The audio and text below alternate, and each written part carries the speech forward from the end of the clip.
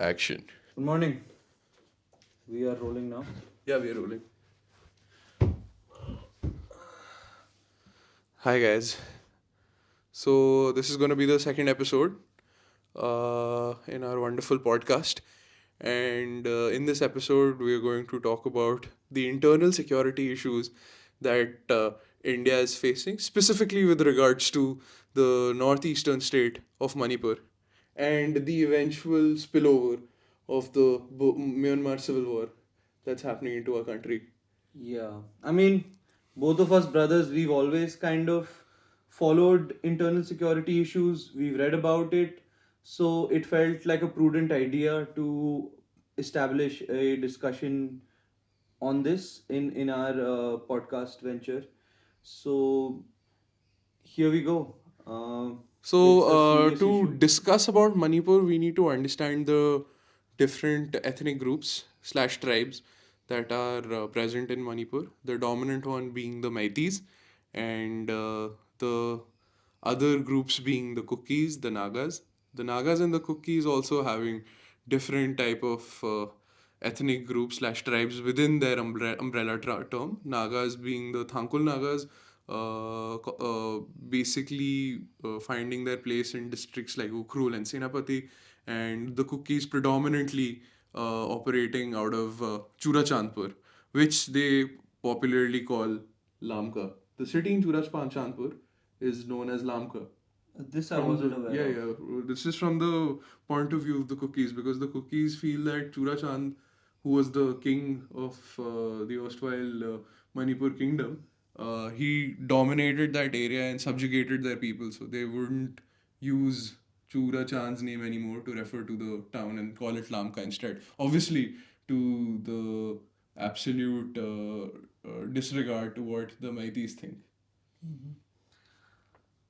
The northeastern growth story has been fairly slow in comparison to the rest of the country, because you could also kind of assert that pre 2014 the policy priority to establish social infrastructure in the northeast was pretty much absent. There were very little railway lines, very few infrastructure projects, not enough connectivity in terms of Yeah, telecom or internet there and was those a things. lack of intent from other governments in order to ensure Yeah, that any and type of development reached the I Northeast. feel And like credit where it's due for the present establishment, where they made extensive efforts to ensure that not only the states are connected digitally with internet, and also extensive road infrastructure be built I in feel like the Northeast. not to draw too many inferences, but Chura Chandpur, the district mentioned by my brother, was also named as the poorest in the country in the 2006 report published by the Ministry of Panchayati Raj. Yeah, So I, not to draw an inference, but it's interesting that the areas which have been held away from policy priority are more vulnerable to spurring of violence, ethnic violence. absolutely. Like the book that I'm reading right now, Shooting the Sun by Nandita Haksar, who is the daughter of late P.N. Haksar. So, in Nandita Haksar's book, it said that it's called Shooting the Sun, great book. It's about the present Manipur conflict and like the origins of the conflict. In that book, she mentions that the Kuki groups, specifically the extremely isolated tribes, hadn't seen a train till the 90s, till the late 80s and the early 90s. So that's how backward these communities were. Like even after being in the Indian Union for being like and being in the Indian Union for over 37, 38 years, they hadn't seen a train. Yeah. In comparison to the most backward Hindi heartland states, I find that even in the 80s it would be hard to come across somebody who didn't have a railway line at least passing Yes. through their village or Yeah, their area. so when it comes to isolation, it is natural that these states felt done wrong by the central establishment, and it became easy for them to start their own insurrection movements to establish their autonomous councils or autonomous ways of statehood in order to get some benefits out of the central government. Again, apologies for my sunglasses that I just did for comedic effect. I'm just gonna take them off. Yeah, I mean, we're having a serious conversation. Yeah. And I don't believe you're nursing a hangover, so you need No, not, I'm not. I'm not. you need not hide your eyes. Yeah, my eyes are beautiful. So I think that there are a lot of you who are probably aware of the conflict. Our attempt is not to educate you, we're just having a discussion. So I want to explain to you, for those who don't know, that the geography and the ethnic makeup of the state is pretty much very tuned into the last year's conflict. The violence started in about May 2023, and we are sitting now in Feb 2024. It's been about 10 months. Manipur has been in and out of the news. People have made some noise in the parliament. People have had discussions on news channels. But now, largely, I feel like it is at the back of the public consciousness. Which I feel shouldn't be the Very case. unfortunate. Very unfortunate, because what is happening right now is that you have two tribal entities, quote unquote tribal entities, and two ethnic groups, for the lack of a better jargon, who are dug up against each other in trenches, and there are more than 10,000 automatic weapons which are in the hands of the civilians, with I don't know how much amounts of ammunition. And then you've got the porous border with Myanmar, which is already facing its civil war for the past 3 years now, almost. So the situation is extremely dire. You have hundreds of people who've been killed. You've got horrific reports of beheadings and uh, gang rapes coming out of the conflict. So it would be natural for us to remind people that this is happening in our country as we speak, and there should be some more discourse on this particular issue. Yeah. So the purpose is not education. The purpose is to send you a reminder. When I was beginning to understand the secessionist movements in the Northeast and where they stand now, not too long ago, I think this must be 2019 when I visited Manipur. So both of us did. Yes, the the geography was explained to me by what is a fairly common way of explaining to a layman, which is what I was and still am pretty much, that you can imagine Manipur, excuse me, as a stadium, and the stadium has a flattened area where players play the game, and it has elevated galleries from where the audience can view the match.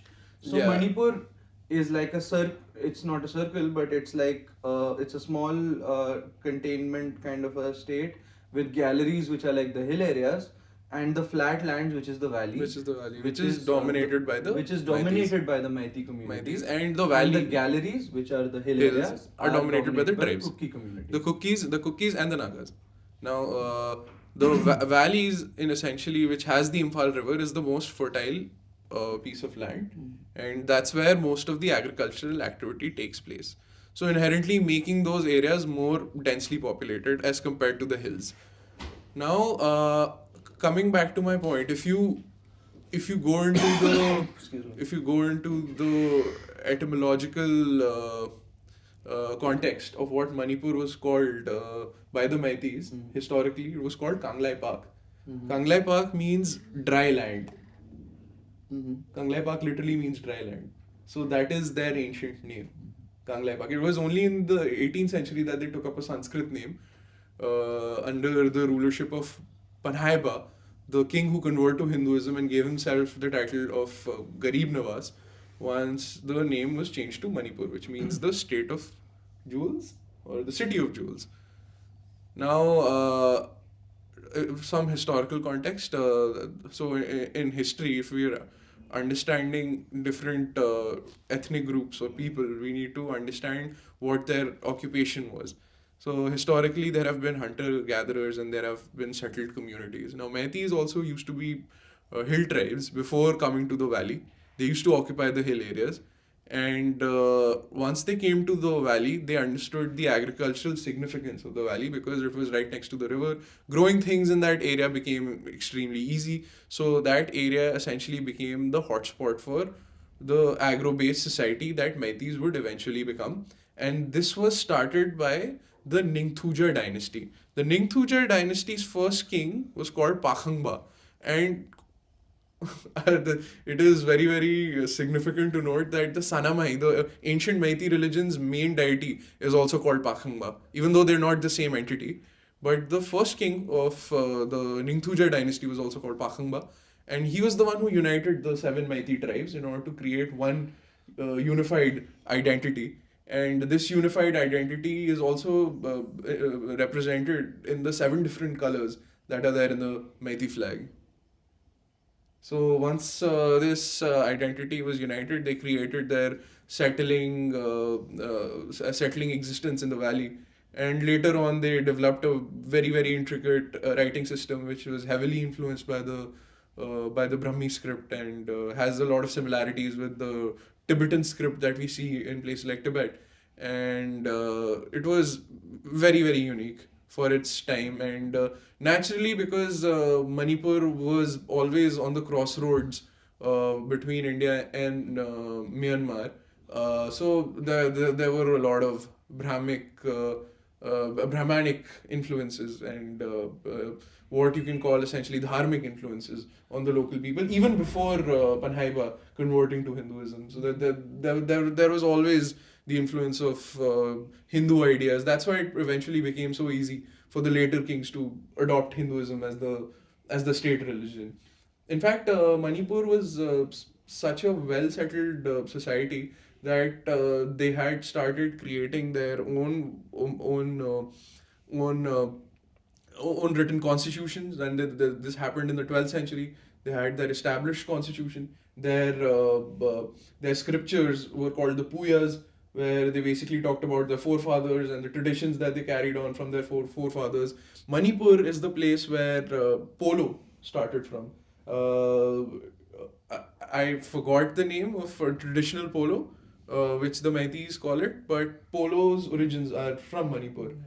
And Shagol, it's called something like Shagol. We'll put that in the bio. So Yeah. clearly, we have established that Manipur, despite a small landmass and being what we call a smaller state in the Union of India, as an entity, it has had a very rich cultural Very, very identity. rich. It has had a very rich cultural history.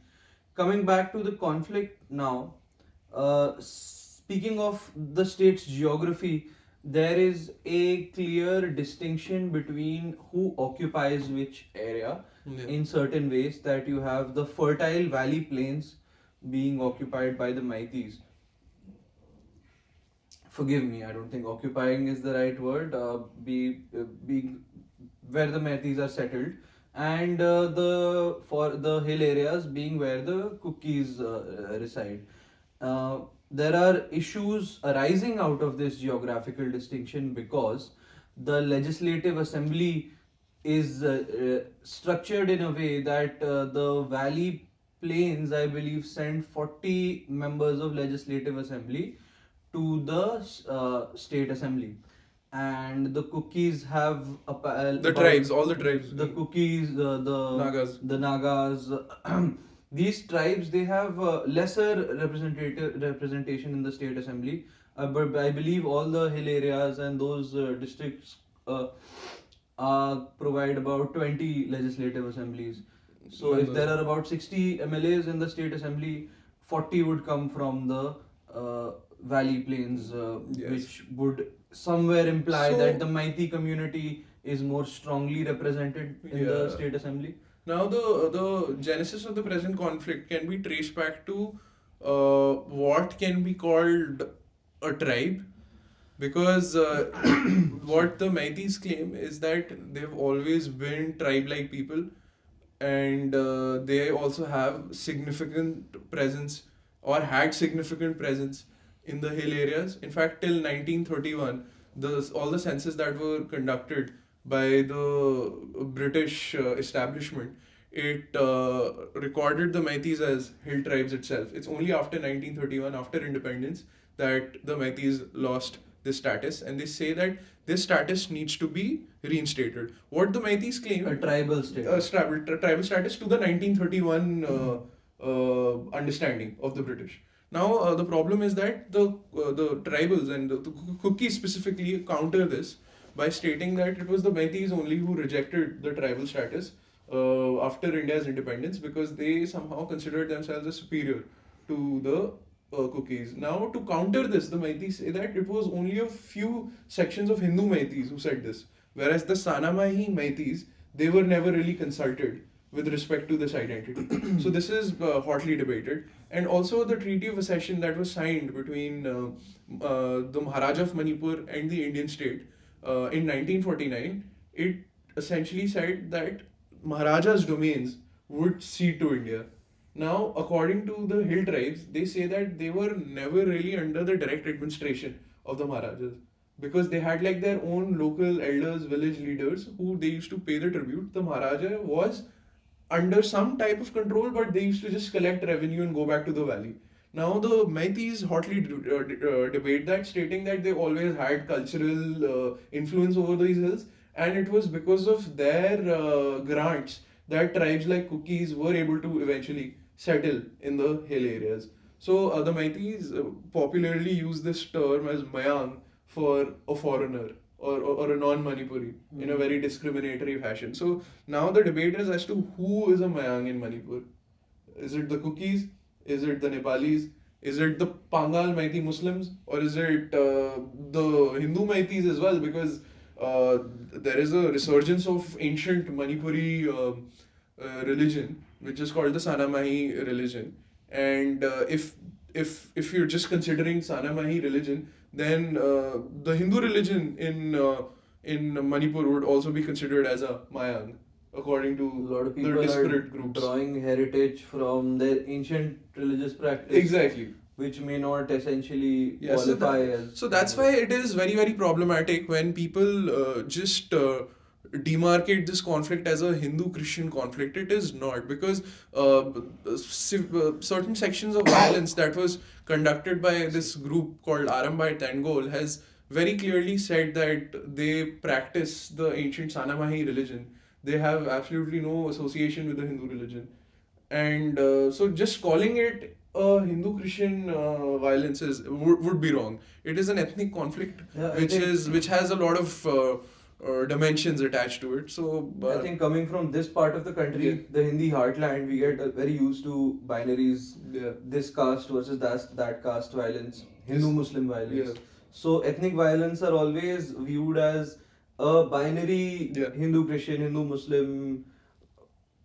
We get Yeah. used to the binaries a lot, The so we reason why- forget the tribal dynamics, we forget Absolutely. local caste dynamics. The reason why there was so much religion attached to it was because this is the first time in Manipur that violence has led to destruction and sacking of so many churches, and the first violence that happened, first stream of violence that happened on the 3rd of May 2023, after the tribal solidarity march. That violence, specifically in the Imphal Valley, first targeted the Meitei churches, and then after targeting the Meitei churches, it went to the Kuki churches. So it eventually evolved into a communal flare-up where there was some type of understanding between the Sanamai and Hindu Meitei groups, where they were like, you know what, at least they are not Abrahamic like the Christians. I mean, that is one way of putting it. Now the Meiteis claim that the violence actually started from the side of the Kukis, because the tribal solidarity march on the 3rd of May was, and we have seen videos of that, so just squarely putting the blame on one group would be extremely unfair if you're seeing it as a neutral party. So let's dial it down a little bit. We are in the late 90s, early 2000s, we start to see some relative quieting of secessionist movements in all over the Northeast. Lot of effort made by the Intelligence Bureau. Nagaland starts to quiet down.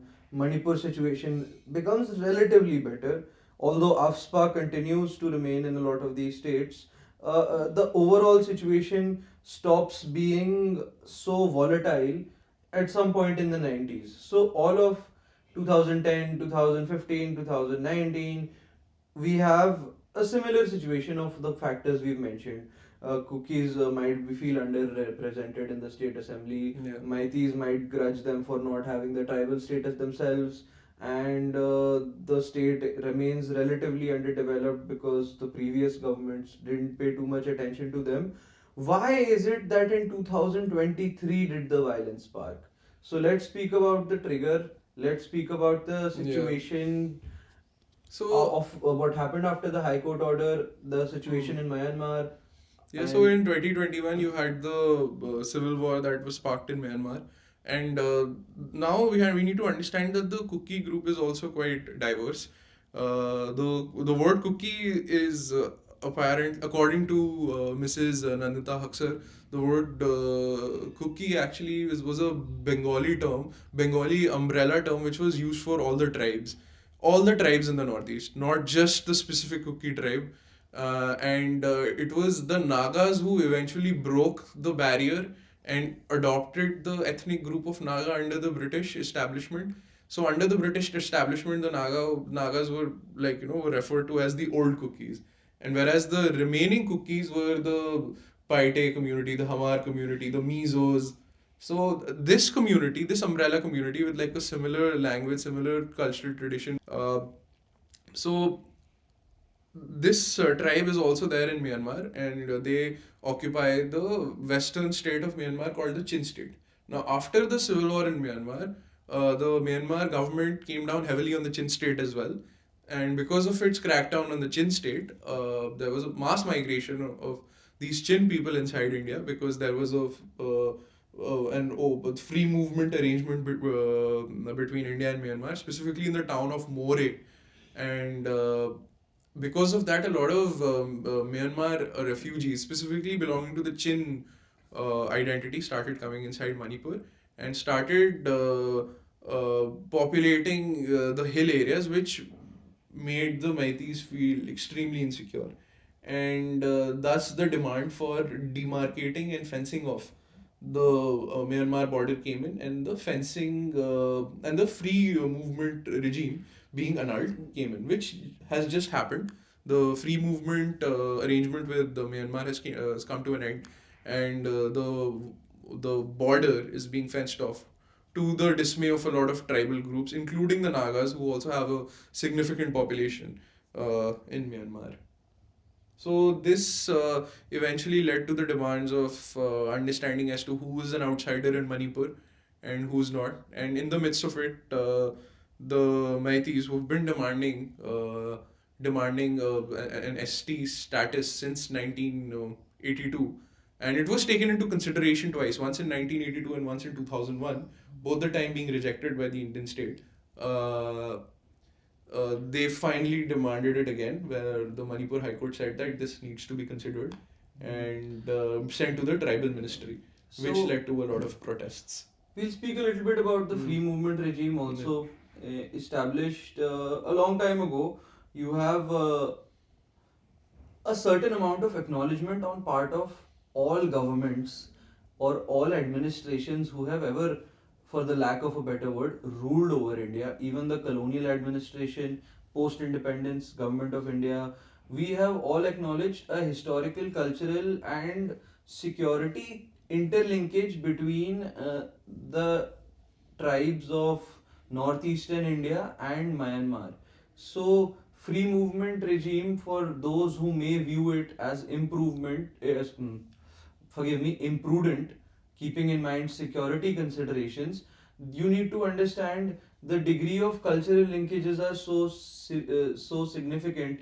You have people from the same family living across two different parts of the border.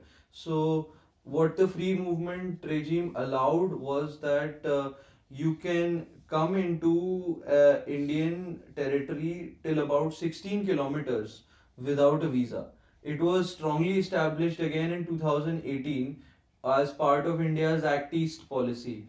So, as a result, hoping to strengthen ties with Myanmar, that you will need like a 1 year border pass for stays lasting more than 2 weeks, and or up to 2 weeks. We'll have to check up on that again. We'll publish the details There related was to it. there was And you enter 16 kilometers into yeah. India So without a visa. there was that because of these ethnic groups in the northeast being so small in number as compared to the other ethnic groups in mainland India. There is a lot of insecurity inside these ethnic groups that they would eventually go extinct.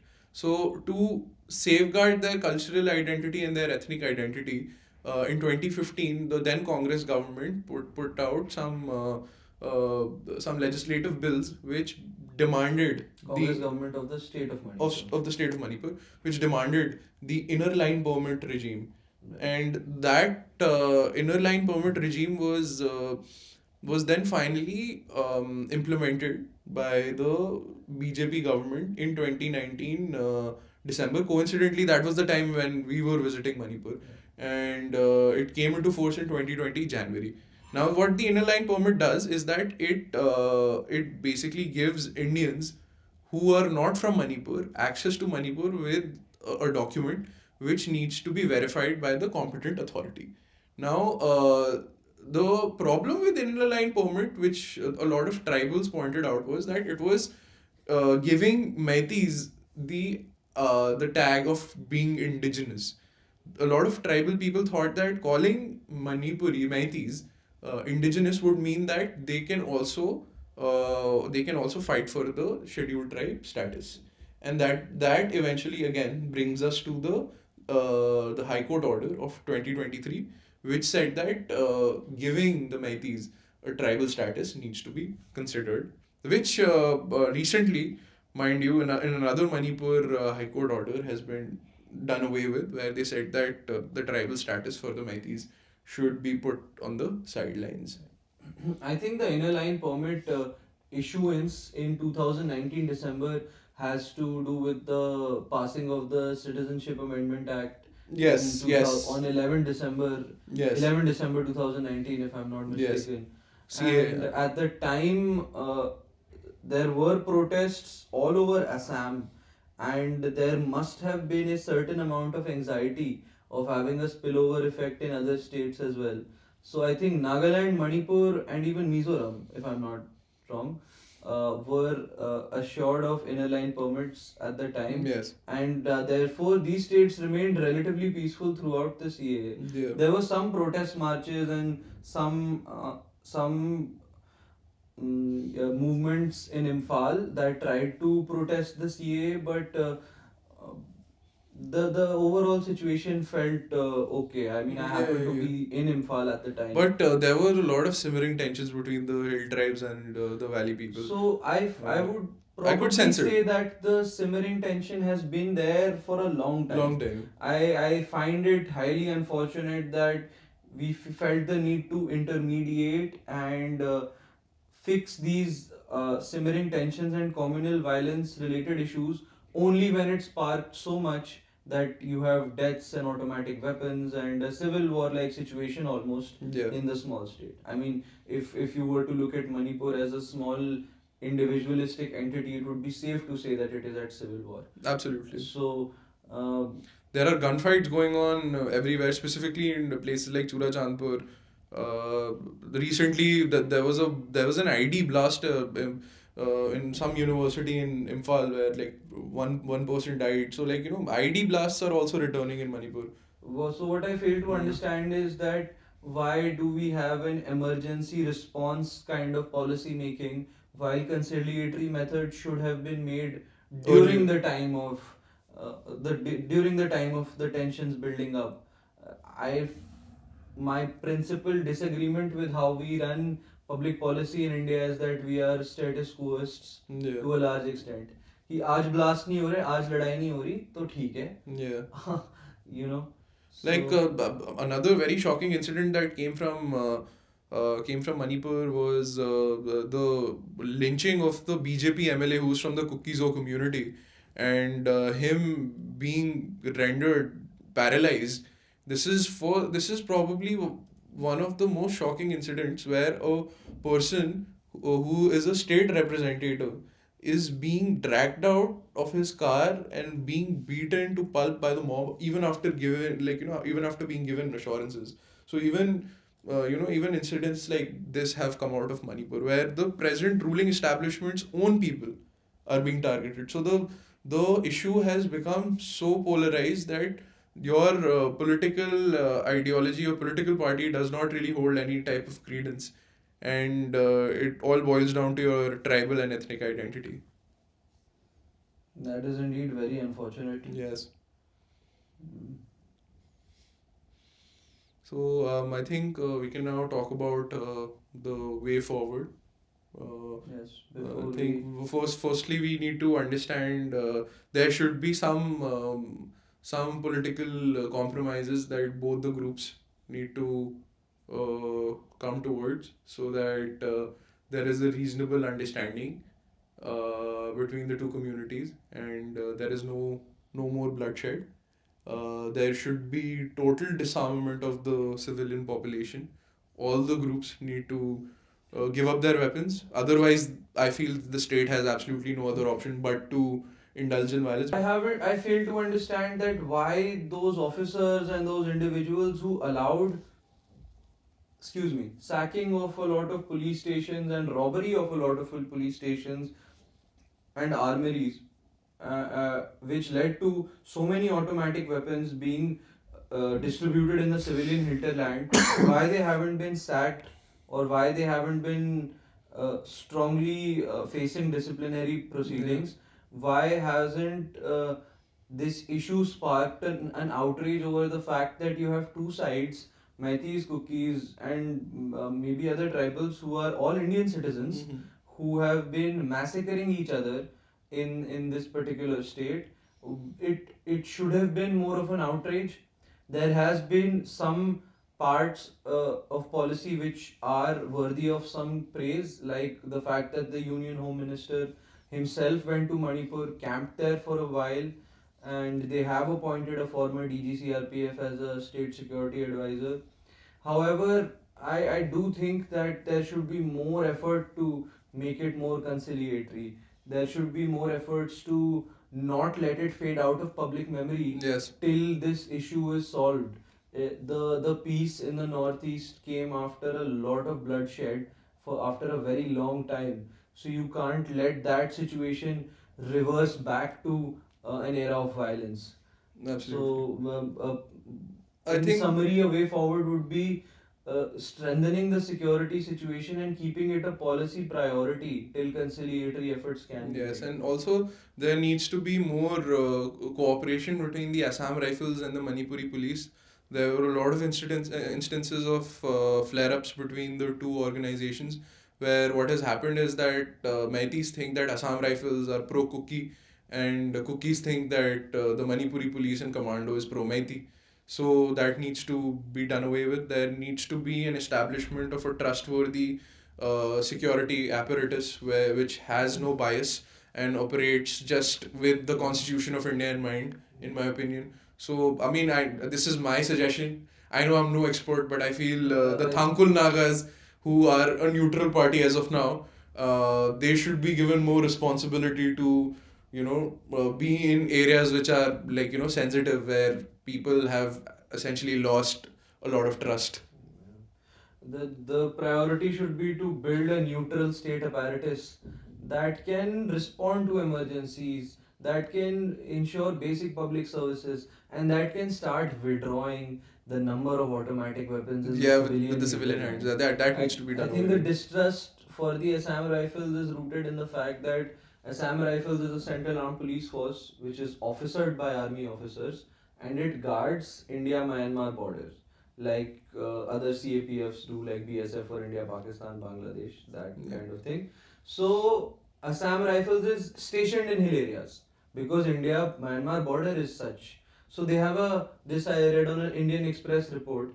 They've formed like a natural working relationship with the hill tribes. Now that is may or may not be prudent. That is for better security experts to judge. But I think the Meitei community in the valley would probably view this as an association that can work against them. That you have Assam Rifles and the hill areas who've kind of formed a working relationship. So there's a trust deficit. Yes. And there may be Kuki It's a historical communities trust due to that. deficit because the cultural the cultural mecca, if you may, for the Meiteis was the Kangla fort, which was essentially destroyed by the Assam Rifles under the British establishment and taken over by the Assam Rifles, and it was under the control of the Assam Rifles all the way till 2004. Yeah, it used to be the Kangla fort, which is such an important part of the cultural heritage Heritage of the Manipur. Meiteis. It used to be the headquarter of IGAR. IGAR is Inspector General Assam Rifles, who used to be a Major General rank officer of the Indian Army on deputation to Assam Rifles, and he would be occupying that seat. In 2004, as a goodwill gesture, I believe it was returned to the state government, which was a prudent move in hindsight. Yeah. But the historical trust deficit also remains somewhere. It needs to be worked around. We are not saying that in any which way you vilify a certain grade of Indian citizens and support another grade. But what we do think is that there should be a competent civilian authority which works in coordination with law enforcement, which works in coordination with military if required, and builds up the law and order situation. Absolutely. It should not be flying away from our public consciousness It till shouldn't. it gets totally sorted. Shouldn't. I think for the introductory episode for our more intellectually stimulating podcast, I think this is where we will we conclude, our discussion here today. If we And, made any factual errors, we will put it in the description, Yeah. and our apologies and for those factual errors. we should have brought this disclaimer in the starting. If we made assumptions or made statements about any community which we shouldn't have, We kindly let apologize. us know in the comments. I And apologize. again, let me make this very clear. The Meitei people and the Kuki people, they are an integral part of this country. They have contributed a lot for the country. There are a lot of soldiers who fight on our borders who belong to these two communities. So we just hope and pray that they all come on they all reconcile, and we hope for the best for everyone, and the killing stops. And yes, let us know any more suggestions, any more corrections on our comments, on Yes. our email. We are open to all suggestions. Thank you. Thank you so Thank much. you. Bye. Wait.